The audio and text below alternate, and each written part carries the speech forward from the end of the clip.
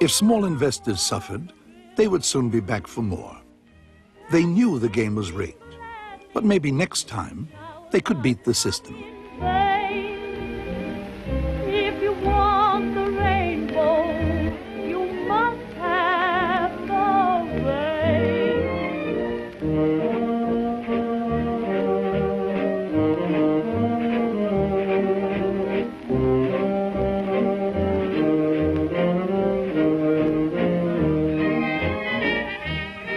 Wall Street had its critics, among them economist Roger Babson.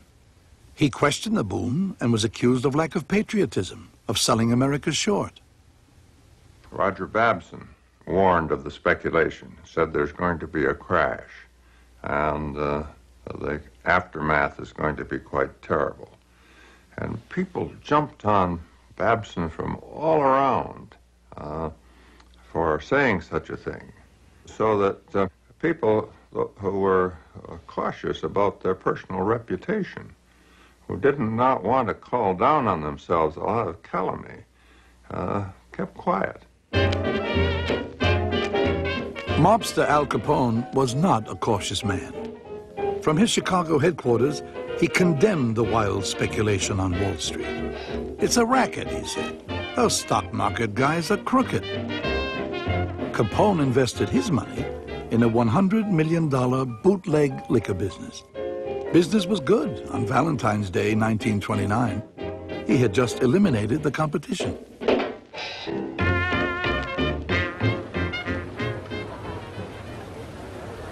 March 4th, Inauguration Day.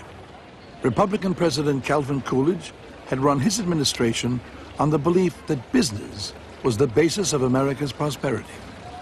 Government should not interfere.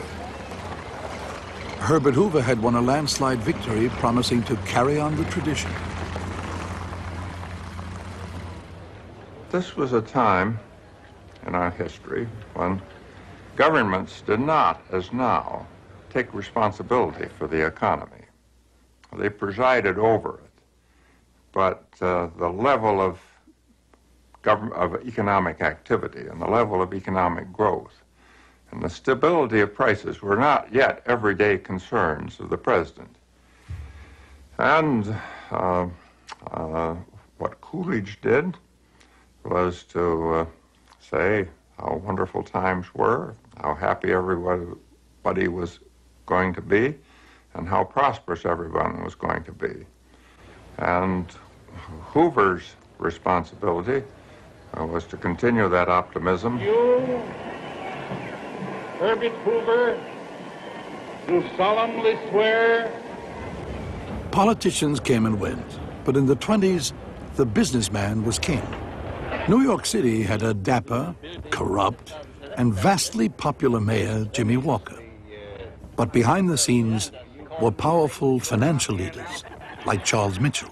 Jimmy Walker was high, wide, and fancy with the city finances. One day, Father called Mayor Walker up here, and he had some other bankers with him, and Mayor Walker was sort of put on the grill in the upstairs library while these bankers read the Riot Act to him to try and get some fiscal responsibility instilled into him. And I know that after the meeting, someone took me into the library and pointed me out the chair that the mayor had been sitting in, and he'd been so nervous. Oh, those Louis XIV chairs with all the little Louis XV chairs with all the little tacks in there, yes, brass tacks. And he'd pulled out almost all the brass tacks that were sitting on the floor out of sheer nerves. The stock market, too, was getting a severe case of nerves. On Friday, March 22nd, all eyes were on that august government body in Washington, the Federal Reserve Board. The board distrusted the boom.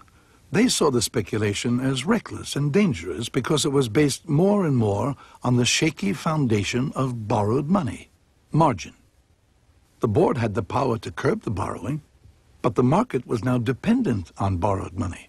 Without margin, it would collapse. The board met day after day. Would they ask for regulation of the stock market? They issued no public statements. Their silence was terrifying.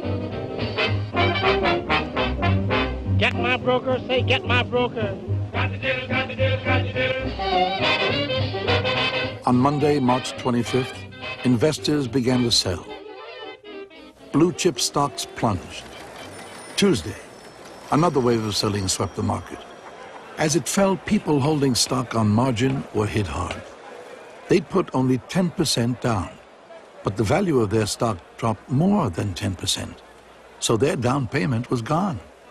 To hold their stocks, they'd have to put up more money. On March 26th, millions of investors suddenly found themselves in deep trouble. Your broker would call you and say, we need more money. You're wiped out. Unless you could give them more money, he would then sell the stock. Now, he would sell the stock, which would cause the stock to go down to 83, 85, 86. And now more margin calls are triggered. So one margin call triggers, another margin call triggers, another margin call, and it goes all the way down.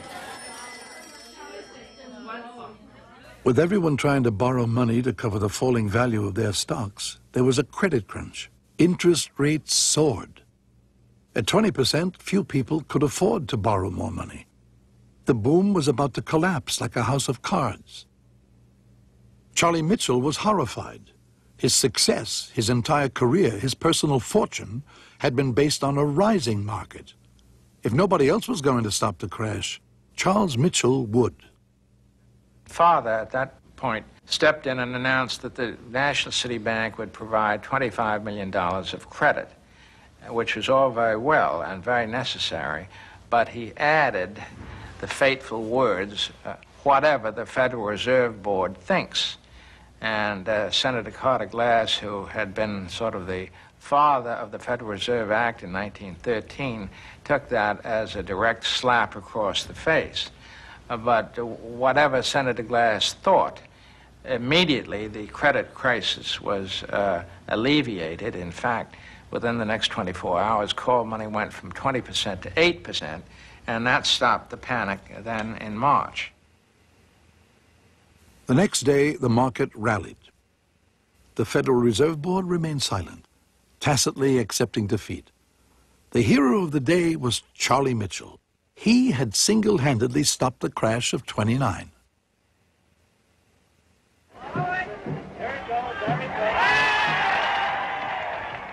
With the start of the baseball season, people quickly forgot the break in the market.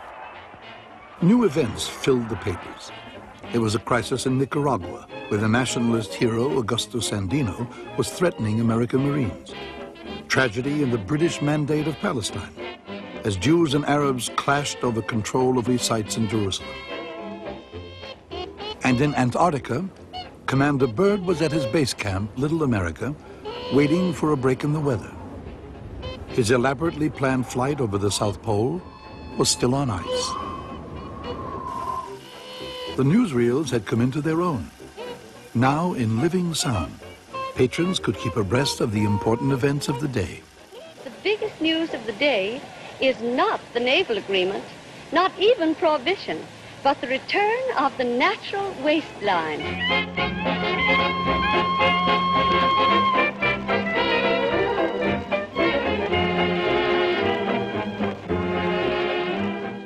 Dorothy Livermore was a typical flapper. She has to embody the 20s. She would do almost anything on an impulse. She had some priceless pieces of 18th century furniture. But the house had settled, and the floors were not level. But Mrs. Livermore didn't like to spend money that didn't show. So instead of having the hoists put underneath, she simply solved the problem by having the legs of the furniture cut off to fit the sloping floors, so that the tops of all the furniture were level, but of course the legs were on different angles. And this was her typical solution. As long as the tops were level, everything was fine. Everything was not fine that spring with the American economy. It was showing ominous signs of trouble.